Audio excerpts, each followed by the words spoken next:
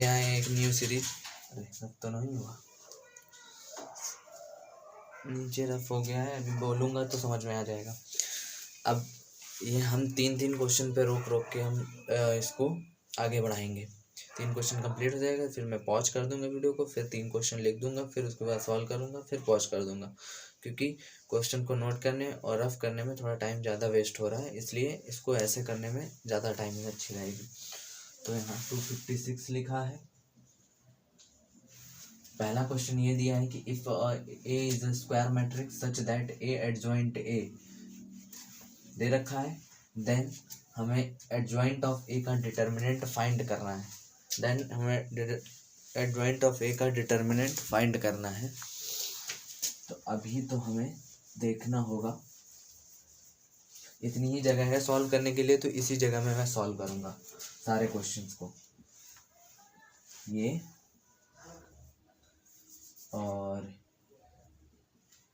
ये तो देखो ए एडजॉइंट ऑफ ए क्या होता है। सबसे पहली बात, ए एडजॉइंट ऑफ ए हमें देखना होगा क्या होता है।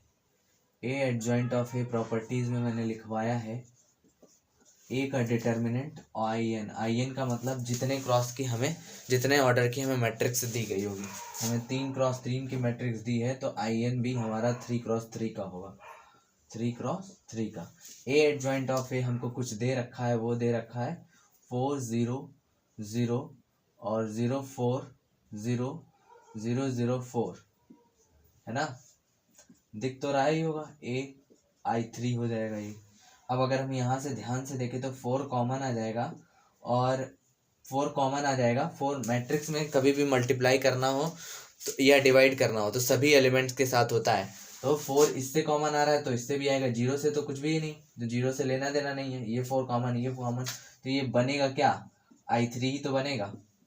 तो यानी कि हमारे पास ए मैट्रिक्स ए का डिटर्मिनेंट आ गया 4। हमको फाइंड क्या करना है, एडजॉइंट ऑफ ए का, एडजॉइंट ऑफ ए का डिटर्मिनेंट। एडजॉइंट ऑफ ए का डिटर्मिनेंट क्या होता है, मैट्रिक्स की होल पावर n-1। n क्या है, ऑर्डर है, where n is the order of matrix A का, और 3-1 यानी कि 16 आंसर आ जाएगा।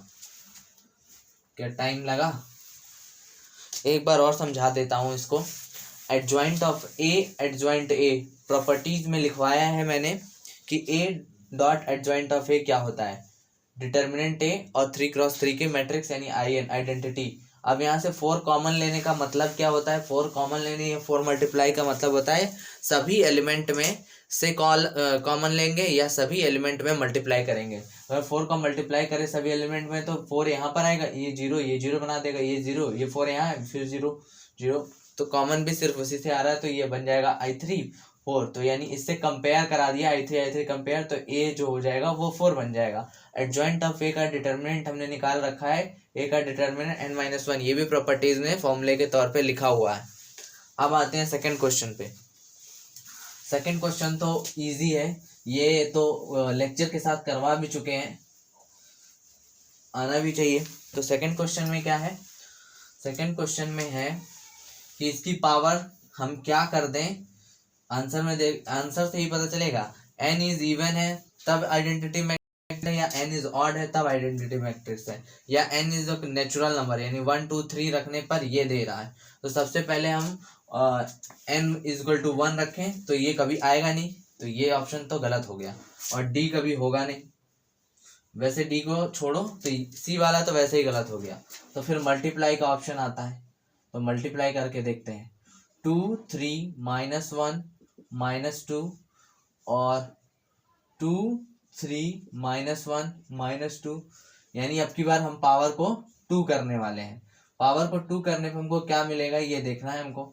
तो 2 दूनी 4, जल्दी जल्दी करते हैं, जल्दी जल्दी। तो 2 दूनी 4, 3 4 में 3 गया 1, 3 दूनी 6, 3 दूनी 6 0, 2 2 एकम 2 1 2 0, 3 एकम 3 और 2 दूनी 4, 3 एकम 3 2 दूनी 4, तो 1। यानी ऑर्डर 2 करने पर हमको यहाँ पर ये मिला, वो भी कौन सा, अभी हम ऑर्डर 2 ऑर्डर 3 करके देख लें। ऑर्डर 3 ऑर्डर 3 करके देख लें, इसको ए मैट्रिक्स मान लिए हैं तो ए स्क्वायर अब तक आया है हमारे पास ये, तो ए क्यूब निकालने के लिए ए इंटू ए स्क्वायर करना पड़ेगा। इसका मतलब है 2 - 1 3 - 2 में हमें करना है 1001। ठीक, कोई दिक्कत?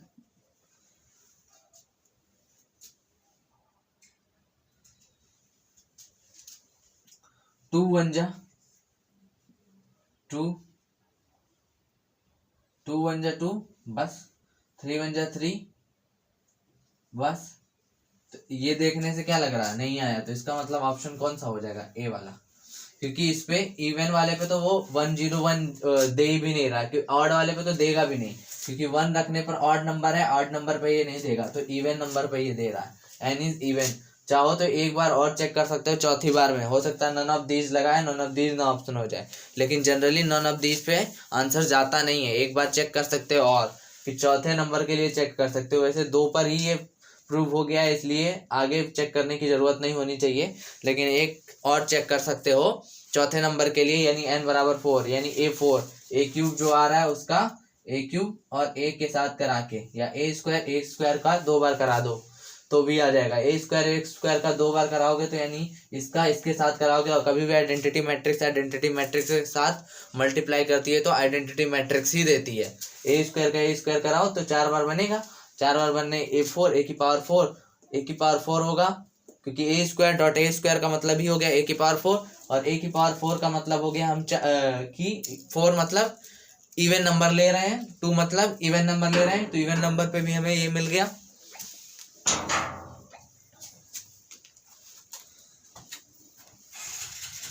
अब थर्ड क्वेश्चन,